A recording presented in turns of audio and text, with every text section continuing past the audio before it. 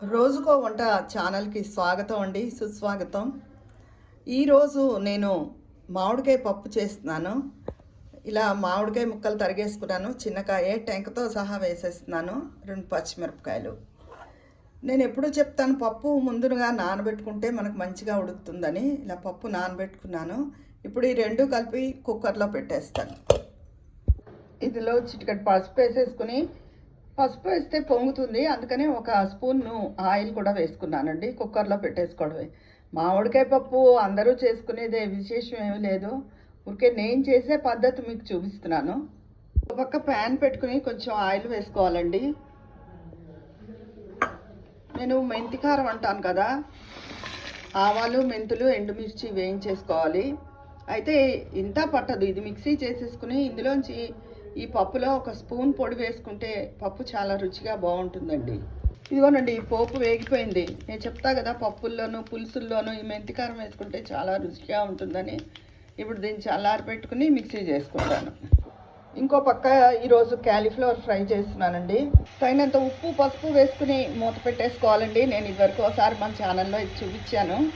ఇదిగోనండి, క్యాలీఫ్లవర్ అవుతోంది ఫ్రై.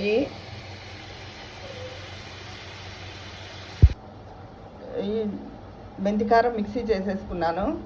ఇదిగోనండి, పప్పు మెత్తగా ఉడికిపోయింది. ఇందులో తగినంత ఉప్పు వేసేసుకున్నాను. ఇప్పుడు ఇంగుతో కలిసిన ఈ మెంతికారం వేసుకుంటానండి. ఇదిగోనండి, ఇంగు వేసిన మెంతికారం వేసేసాను. పప్పు రెడీ అయిపోయింది. చాలా ఈజీగా, చాలా ఇంగు వాసనతో గుమగుమలాడుతూ ఉంటుంది. ఇష్టమైన వాళ్ళు వెల్లుల్లిపాయలు వేయించి కలుపుకోవచ్చు. ఇదండి నేను మామిడికాయ పప్పు చేసే విధానం. కరివేపాకు వేయలేదేమో అనుకుంటారు, ఎండిపోయిందండి. ఫ్రెష్ కరివేపాకు అయితే లేదు, అందుకని వేయలేదు. క్యాలీఫ్లవర్ వేగుతోందండి, ఇంక అయిపోయింది. ఇందులో పోపు పెట్టేస్తాను. వేరే ప్యాన్లో ఇలాగా పల్లీలు, ఆవాలు, జీలకర్ర, మినపప్పు, శనగపప్పు పోపు వేయించుకుంటున్నానండి. పోపు వేసానండి. ఇందులో ఉప్పు మొదటే వేసాను. క్యాలీఫ్లవర్ చక్కగా వేగిపోయింది. ఇప్పుడు ఎర్రకారం వేసేసుకోవాలి. ఇదిగోనండి, ఎంతో టేస్టీ అయిన క్యాలీఫ్లవర్ ఫ్రై అయిపోయింది. మామిడికాయ పప్పు, మెంతికారం, ఇంగు వేసి చేసిన మామిడికాయ పప్పు. నా రోజుకో వంట ఛానల్, నేను పెట్టే ఐటమ్స్ మీకు నచ్చితే తప్పకుండా సబ్స్క్రైబ్ చేసుకోండి, లైక్ చేయండి, కామెంట్ పెట్టండి. నన్ను ఎంకరేజ్ చేయమని అనుకుంటున్నాను, మిమ్మల్ని అడుగుతున్నాను. ఉంటానండి, మీ విజయ పన్నాల.